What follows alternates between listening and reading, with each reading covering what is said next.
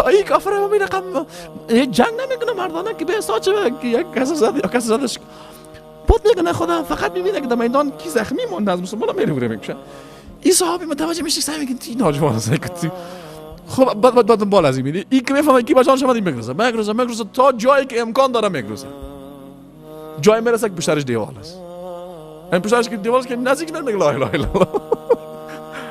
یعنی این که بگی می نفر در اینجا لا اله الا الله را از ترس گفته خیلی واضحه است دیگه نه؟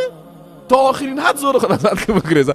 امی که میگه لا اله الا الله را خلاص کردیم چاقو داریم شکمش میزنه میکشش.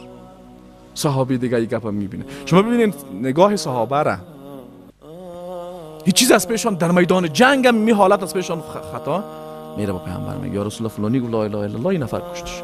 پیامبری را میخواد میگه لا اله الا الله گفت کشش. میگه یا رسول الله خب از ترس گفت پیامبر اصلا دیگه جواب نمیده برش میگه لا اله الا الله گفت کشش. یا رسول الله میگه از میدان جنگات میگه لا اله الا الله گفت کشش. هر چی میگه پیامبر می کلمه را تکرار میکنه. میگه در روز قیامت با لا اله الا الله چی میکنی؟ شما خوب ببینید نه؟ میگه در روز قیامت تو با لا اله الا الله چی میکنی؟ گفت لا اله الا تو کشش. چی میکنی با لا اله الا الله؟ اشققت قلبه. میگه از ترس گفت میگه قلبش پاره کردی؟ قلبش خودت پاره کردی دیدی که از ترس گفته بود تو حق نداشتی کارا بکنی. ولو اونمو کافر واقعا از ترس گفته باشه و در روز قیامت امی صحابی مؤاخذه نشه آیا امکان داره؟ نه. چرا؟ چون این صحابی مکلف بود مطابق ظاهر شریعت باید تو رو رعایت میکرد.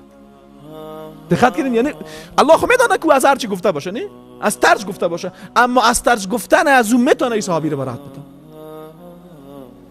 چرا پیامبر خطا تاکید میکنه؟ میگه لا اله الا الله گفت کشش لا اله الا الله دیگه تکرار نمیکنه. این صحابی میگه ما آرزو کردیم که کاش قبل از این اصلا مسلمان نمیبود. دقت کردین؟ عین کار وقتی خالد ابن ولید میکنه. پیامبر صلی الله علیه و آله قبرش تکرار میکنه.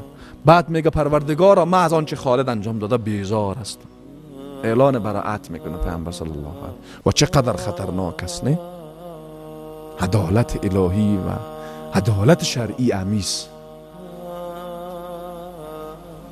آل تو لا اله الا الله را خیر روزه و نماز هم خیر کی فقط با یک اجتهاد یکی از اینا مخالفت که دیگه از کافر میپرانید که چیز دیگه جرات میکنه.